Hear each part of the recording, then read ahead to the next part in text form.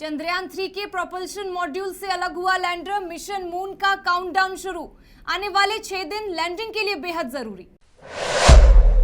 आर्थिक परेशानियों से जूझ रही एयरलाइन कंपनी गो फर्स्ट 2 हफ्तों में 150 कर्मचारियों ने दिया इस्तीफा। कर्मचारियों को पिछले 3 महीने की नहीं मिली सैलरी। जर्मनी के फ्रैंकफर्ट एयरपोर्ट पर सैलाब, भारी बारिश और तूफान से आई बाढ़, तस्वीरें सोशल मीडिया पर हो रही वायरल। राहुल गांधी पहुंचे ले 2 दिवसीय दौरे पर लद्दाख रवाना होंगे राहुल गांधी, पार्टी सूत्रों से मिली जानकारी।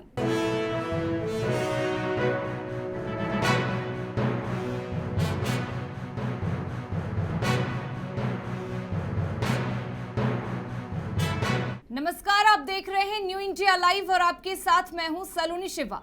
नजर डालेंगे आज के अहम खबरों पर।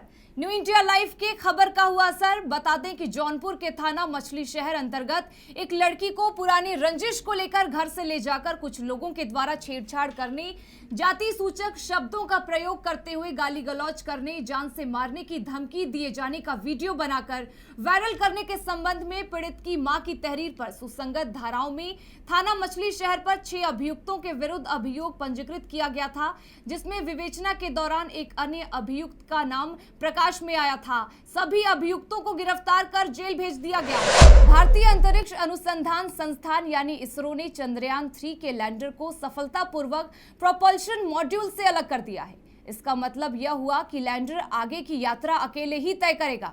इसरो के मुताबिक आने वाले 6 दिन लैंडिंग के लिए बेहद जरूरी हैं, क्योंकि यहां लैंडर को कई अहम पड़ाव काफी तेजी के साथ पार करना है। इसके अलावा इसरो ने बताया कि इस बीच प्रोपल्शन मॉड्यूल लगातार इसी दूरी पर घूमते हुए इसरो की पृथ्वी की कई अहम जानकारियां आने वाले कई सालों तक देता रहेगा। यह पेलोड आने वाले कई सालों तक पृथ्वी के वायुमंडल का स्पेक्ट्रोस्कोपिक अध्ययन करने के लिए जानकारी भेजेगा। इसके अलावा पृथ्वी पर बादलों के बनने और उनकी दिशा की सटीक जानकारी भी प्रदान करेगा।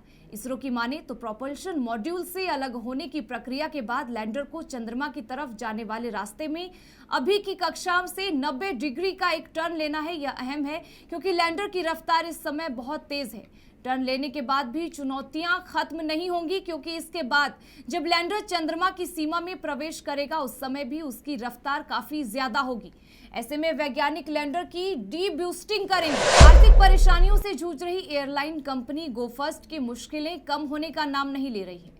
एक तरफ कंपनी लंबे वक्त से अपने फ्लाइट्स के संचालन को शुरू करने की कोशिश कर रही है, वहीं अब दूसरी तरफ इसे एक और परेशानी से जूझना पड़ रहा है। लंबे वक्त से सैलरी न मिलने के कारण 150 से अधिक गो फर्स्ट के कर्मचारियों ने पिछले 2 हफ्ते में इस्तीफा दे दिया है।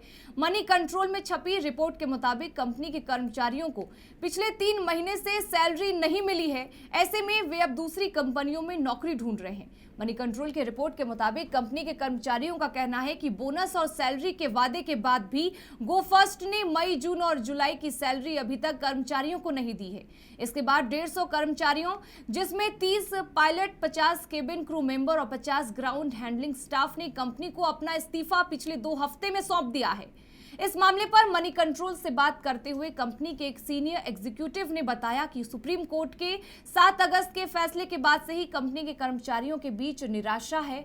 ध्यान देने वाली बात यह है कि सुप्रीम कोर्ट ने उस फैसले के खिलाफ सुनवाई करने से मना कर दिया था, जिसमें फ्लाइट्स के सप्लायर को विमान की निगरानी की जिम्मेदारी सौंपी। जर्मनी में भारी बारिश और तूफान तबाही मचाए हुए हैं। मूसलाधार बारिश के कारण कई जर्मन शहर जलमग्न हो चुके हैं, जिनकी तस्वीरें भी सोशल मीडिया पर वायरल हो रही है।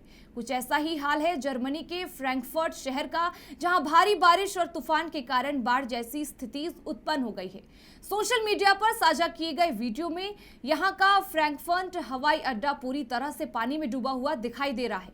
भारी बारिश और हवाई अड्डे पर जल जमाव को देखते हुए कई फ्लाइट्स को या तो रद्द कर दिया जा चुका है या फिर उनके रूट डाइवर्ट कर दिए गए हैं। आपको बता दें कि एयरपोर्ट पर स्थिति रनवे स्विमिंग पूल में तब्दील हो चुका है। भारी बारिश और बाढ़ के कारण हवाई अड्डे पर हजारों यात्री फंसे हुए। कांग्रेस नेता राहुल गांधी लेह पहुंच गए हैं। आपको बता दें कि इसके बाद राहुल गांधी 2 दिवसीय लद्दाख दौरे पर होंगे। पार्टी सूत्रों ने बुधवार को यह जानकारी दी। पार्टी सूत्रों के मुताबिक इससे पहले राहुल गांधी 2 बार जम्मू कश्मीर के श्रीनगर और जम्मू का दौरा कर चुके हैं, लेकिन वह लद्दाख नहीं जा सके थे। हालांकि पार्टी सूत्र ने राहुल की किसी अन्य योजना का खुलासा नहीं किया। राहुल ने इस साल जनवरी में अपनी भारत जोड़ो यात्रा के दौरान जम्मू और श्रीनगर का दौरा किया था। इस साल फरवरी में वह एक बार फिर निजी यात्रा पर जम्मू कश्मीर गए और गुलमर्ग स्कीइंग रिजॉर्ट का दौरा किया। लोकसभा चुनाव से पहले विपक्षी गठबंधन मजबूती के साथ एकजुट होने की कोशिश में लगा हुआ है। बता दें कि विपक्षी दलों के गठबंधन इंडिया की तीसरी और अहम बैठक इस महीने की 31 अगस्त और 1 सितंबर को मुंबई में होने वाली है। उससे पहले इस गठबंधन को बनाने में सबसे बड़ी भूमिका निभाने वाले बिहार के मुख्यमंत्री नीतीश कुमार 2 दिनों से दिल्ली दौरे पर हैं, लेकिन आश्चर्यजनक रूप से दिल्ली प्रवास के पहले दिन इंडिया गठबंधन के किसी नेता से उनकी मुलाकात नहीं हुई है। सिर्फ पूर्व प्रधानमंत्री अटल बिहारी वाजपेयी की पुण्यतिथि पर उन्हें श्रद्धांजलि देने के अलावा नीतीश कुमार किसी सार्वजनिक बैठक में नजर नहीं आए। हालांकि बुधवार को अपने आंख का इलाज करवाने एक बार एम्स अस्पताल का दौरा जरूर किया था। आपको बता दें कि बिहार में बीजेपी से संबंध तोड़ने के बाद सितंबर 2022 में नीतीश कुमार ने बीजेपी के खिलाफ एक मजबूत गठबंधन तैयार करने की मुहिम शुरू की थी। तब से उनके तमाम दिल्ली दौरे में विपक्षी नेताओं से मिलने का कार्यक्रम पूर्व निर्धारित होता रहा है। दिल्ली में अक्सर सोनिया गांधी से लेकर राहुल गांधी, मल्लिकार्जुन खड़गे, सीताराम येचुरी, अरविंद केजरीवाल से उनकी मुलाकात बहुत आम रही है। इनमें से कई नेता तो कई बार नीतीश से मिलने उनके सरकारी आवास कामराज लेन भी चले जाते हैं। हिमाचल प्रदेश में बारिश, लैंडस्लाइड और बाढ़ से ग्रसित इलाकों में राहत और बचाव के काम के लिए अब सेना उतर आई है। कांगड़ा से लेकर शिमला तक एयरफोर्स और सेना ने मोर्चा संभाल लिया है। शिमला में 18 फौजी जवानों और एक मिनी डोजर को एयरफोर्स के हेलीकॉप्टर चिनूक में एयरलिफ्ट किया गया।